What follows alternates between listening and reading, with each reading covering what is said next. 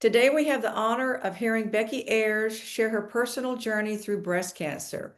Becky, thank you for joining us this morning. I appreciate your time so much. Thank you for asking me, Phyllis. Oh, absolutely.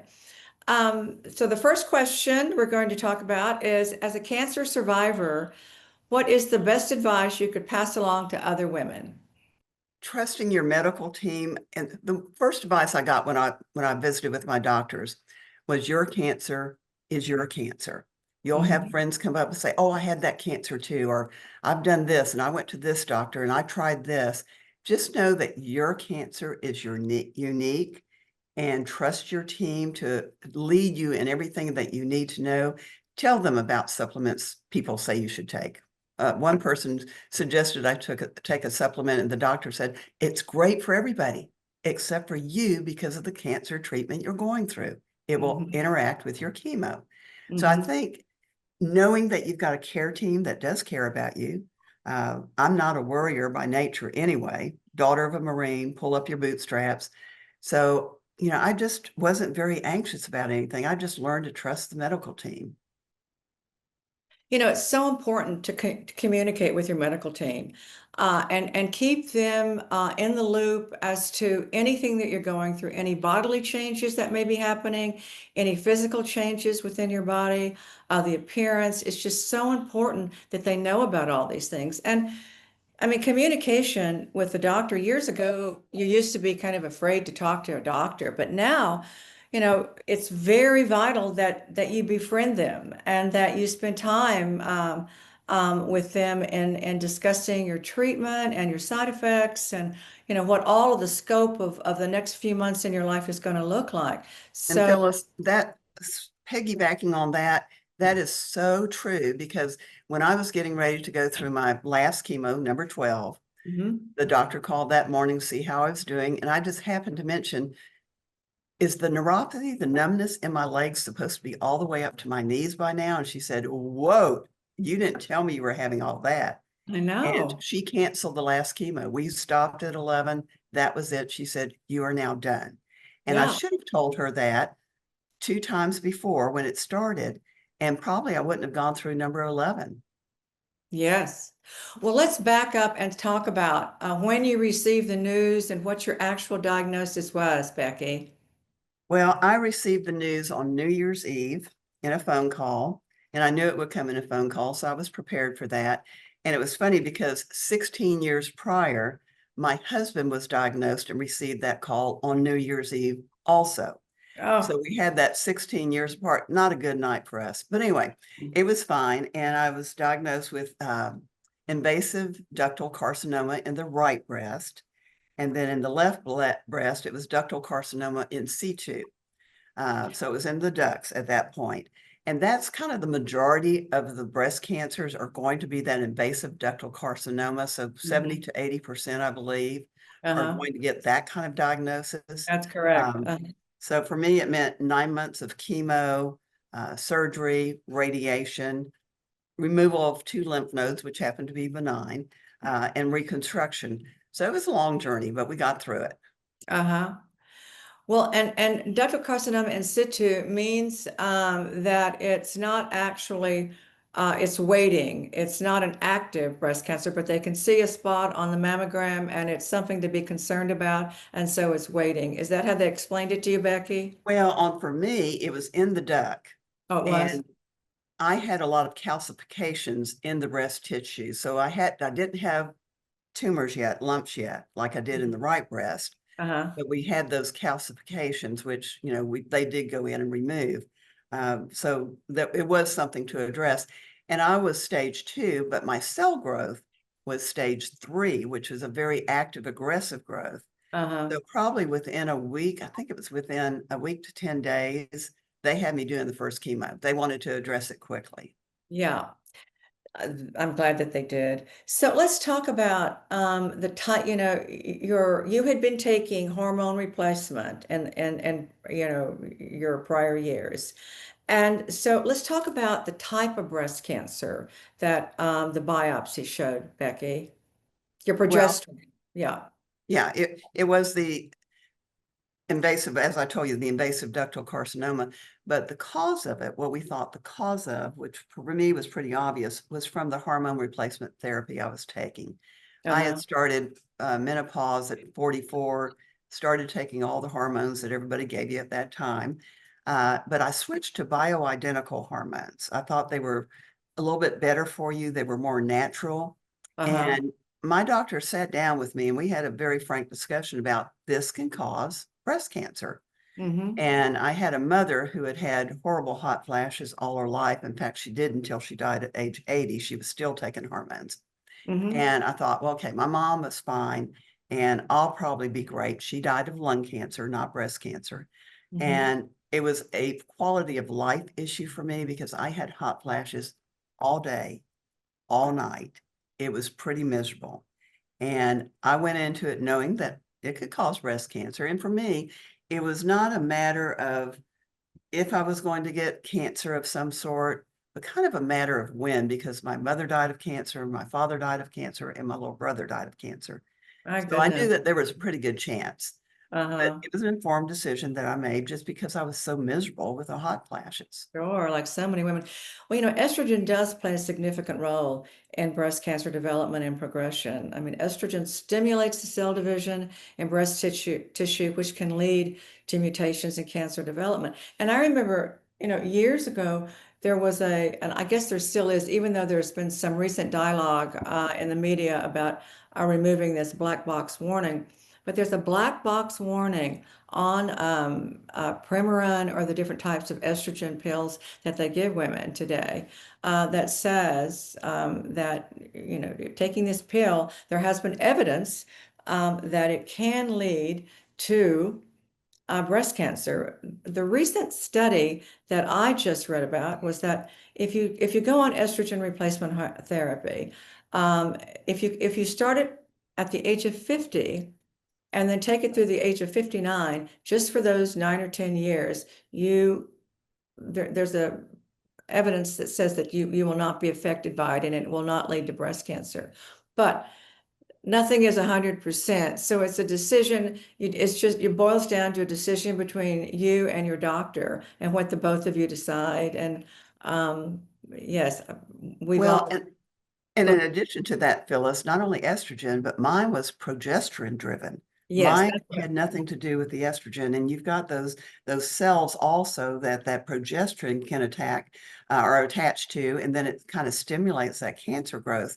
So for Uh-huh. mine, we pretty much figured it was the progesterone. We figured that out pretty quick, and I even went through the BRCA testing because, I did have some cancer in my family on my father's side, but not my mother's side. Uh-huh. And we found that, this was progesterone driven. And the good news about doing the BRCA testing, and I know some people would be very hesitant about doing that because, they don't want to know the outcome. Well, for me, daughter of a Marine, pull up your bootstraps, face things head on. I wanted to know because I had a daughter. And I Yeah, thought, if this is hereditary, I want her to know.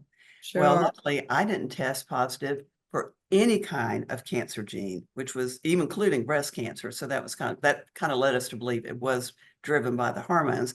But the Uh-huh. good thing was she was about ready to start those hormones and she decided not to, which was Yes. a good thing. That is a good thing. For those of you that don't know what the BRCA testing is, BRCA, it's called BRCA, is a gene, and it's a gene test that looks for DNA changes that increase the risk of breast cancer and also ovarian cancer. And I think you can it's by a blood test if I'm correct. Is that right, Yeah, Becky? blood or saliva. So Uh-huh. very easy to do. Uh-huh. Well, so after one is diagnosed with breast cancer or any type of cancer, you want to gain all the knowledge that you can. And did you ever go to Dr. Google or the internet to look for more information? You being a very highly educated woman, we're all tempted to do that. Did you do that, Becky? Of course I did. And I Sure. realized quickly, I Uh-huh. thought there is so much information out here. And I think the first visit with the doctor where she said, your cancer is your cancer, that led me to think, okay, there's so much stuff out there. How do I know what's right? It's probably a lot of it's true. Maybe some of it is just personal opinion. Does it apply to me? Will it help me? So I quickly decided I'm not going to deal with Dr. Google. I'm going to deal with my cancer team at MD Anderson. I wish Hey, your website had it been oh, available back then. Now, I knew your website was backed up with doctors from MD Anderson, so they knew what yeah. they were talking about. Mhm. And so, yeah, I think everybody's tempted to go do it. I think it scares you and maybe hinders things more than it helps you. Trust your care team. If you don't, you need to go find another one. Absolutely, it really can. That's, so much of the information is outdated or it's not current, and it can be really fearful. Some of the information and the pictures, the photos of cancer are very ugly, and at CMedEd, everything we have created are illustrations that are very patient sensitive, so they are to be a source of information that's, as you said, been vetted by the top people in the field. So thank you for saying that and letting women know Well, also, about. I'll mention one thing. I had a friend of mine who had this exact same cancer Mhm. 9 years previously. And this is a good example why, you need to go to your care team, not Dr. Google. She said, I had the exact same thing. Well, back then, they did surgery first, then they did chemo, then they did radiation, and then they did reconstruction. Mhm. Well, the first thing they told me is we're all about saving your breast if we can. And Mhm. we did the exact opposite. We did Oh. chemo to shrink the tumors because I had Mhm. 3 in my right breast. Mhm. Then we did surgery to take them out. Then we did radiation. And during the surgery, they did reconstruction at the same time. So a lot of that information may not apply to your particular updated cancer. It might be out of date. So Uh, again, go to that care team. Trust them. They're up to date to the minute, knowing what's okay. best for you. Exactly. That's so true, Becky. Thank you. What support groups or resources were most helpful to you, Becky? For me, of course, it was my church. I know that there are support groups out there, and I did talk to, what is it, Cancer Can or Cancer Care. There's one through MD Anderson. I spoke to a woman who had been there and done that. And it was hard to relate because her cancer was different. So my church kept me going every single day. There wasn't a day that went by that I didn't get a card. I got a Mhm. call. I got flowers. They all wanted to bring me food, and unfortunately, I developed a smell aversion to every kind of food there was. So I lived on peaches and cottage cheese. But that became your friend, your friends, your church. That's your community. That was my best support group there was. They just prayed me through it. Well, I really believe prayer is important because we're whole people, spiritual, physical, emotional, and intellectual. And so, power of prayer is the most important power there is that any of us can use. And I've been involved with you at some of your church activities and committees that you've led. And Becky Ayers is like a source of nature. I mean, once she gets involved in anything, it is, as you said, you're the daughter of a Marine. You go after it and you succeed. Everything you touch is turns into excellence and is a success. And people that have worked with you are in awe of how you can accomplish everything with great ease. And yet, it always turns out to be so enjoyable and wonderful for all those that are there. So You are I so thank, sweet to say that. That's the Lord doing that, not me. well, yes, but you are certainly attuned into him because everything you do, as I said, turns out with a wonderful result. So, what was your how did this affect what this was a life-changing event, and what was your purpose that kept you going? As you said, the power of prayer and your family, but as I recall, you stayed involved very much in all of your activities. Well, I only remotely because for me, I didn't have much of a choice. 2 months in, two chemos in, COVID hit. Oh, right. So the hospital shut down. My husband, my friends could not take me. I mean, it was a drop you off at the door or drive yourself. So for the entire 9 months of treatment, I was isolated for Solo. surgery. I got dropped off at the front door. They picked me up that night. That is Radiation, I drove right. myself. And so I didn't get a choice.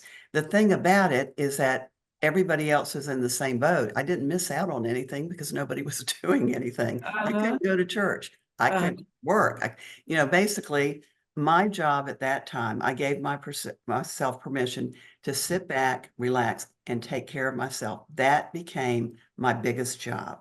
And that's hard for me to do because I want to be involved and do stuff all the time. But that's what I ended up doing because it was COVID. What could I do? Well, you survived it and came out I on the did. other side, thank goodness. What lessons have you learned from your experience with your breast cancer The diagnosis? biggest lesson, Phyllis, is one that I did not do.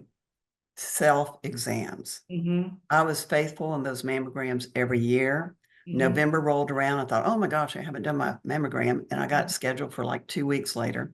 Mm-hmm. And the week before I went in to get the mammogram, I said, I should probably do a self-exam.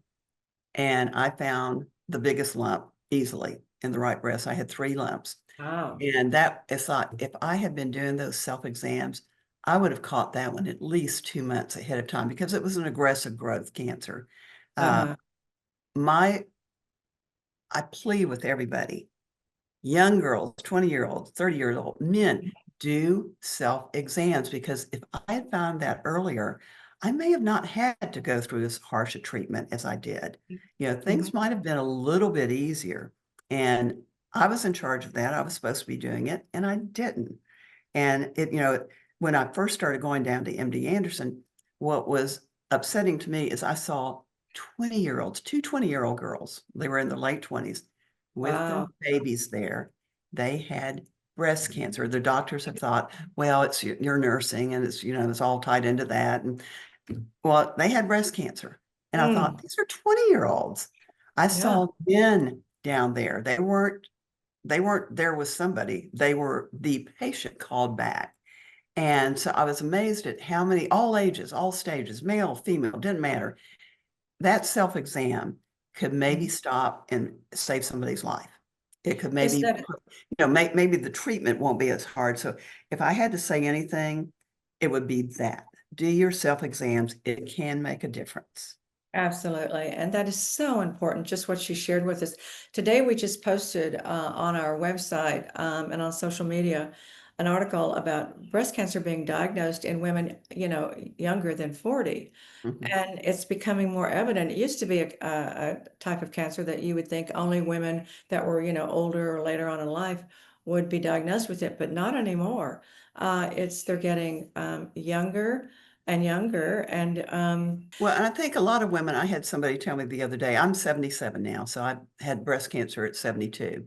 And she said, I'm much older now. I don't need to do mammograms. And I oh said, no. absolutely not. You do because, do you want to be proactive and find out you have it and treat it and survive? Or do you want to wait until it's too late? Because that happened to a friend of mine. She just wouldn't do it. Uh, And finally, one day, I call it the mammogram mobile, was outside her building. And she went out and she had a mammogram done. Well, she was in stage 3 breast cancer and she died uh, from it. my It was mother, preventable.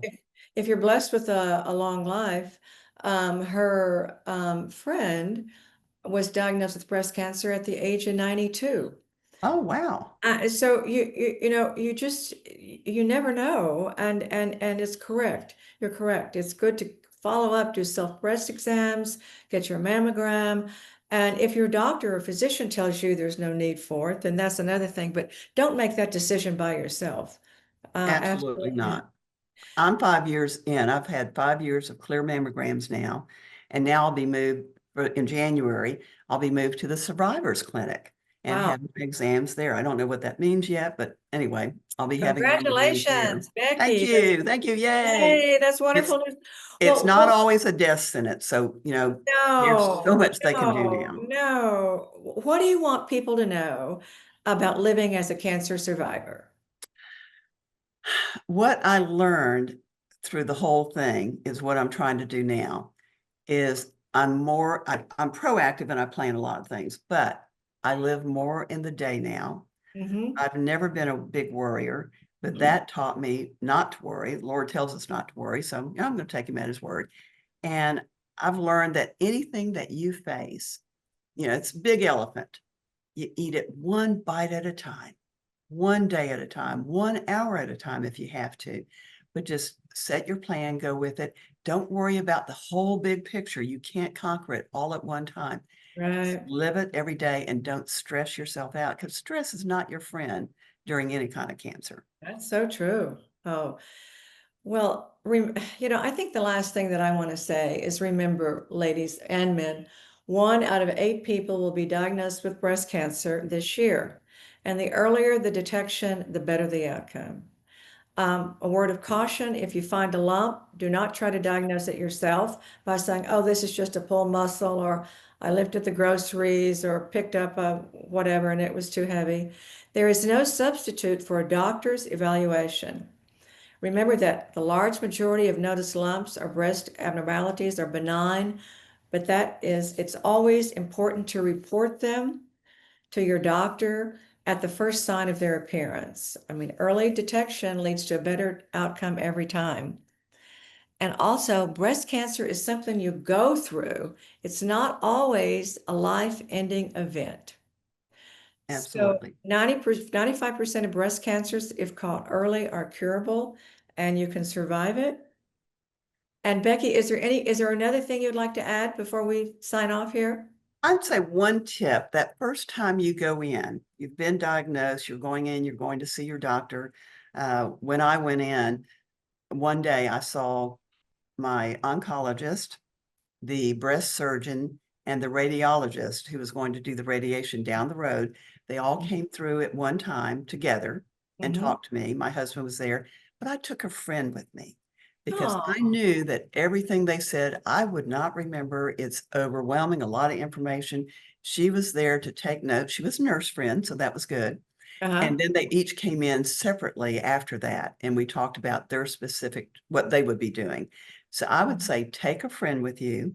Uh, if you go to MD Anderson, everything's going to be online through the portal. You can get all your records, everything you can see there. But having Uh-huh. that friend there to take those notes, because you're going to walk out and say, well, what did they say about that? That friend has made a notation of it or can help you through that. It's good information to have. That is so important, Becky. We live in Houston, so MD Anderson is our cancer center, but there are other centers of excellent cancer institutions, Southwestern in Dallas.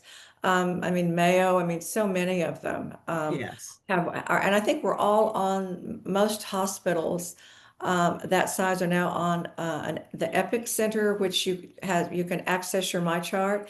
And so Yes. all of your information is on that, but it's so helpful to go back and review your tests that are on there, the conversations that you've had with physicians and doctors that you're going through. So thank you for bringing that up. That is so important. Well, thank you, Becky, for sharing your story today.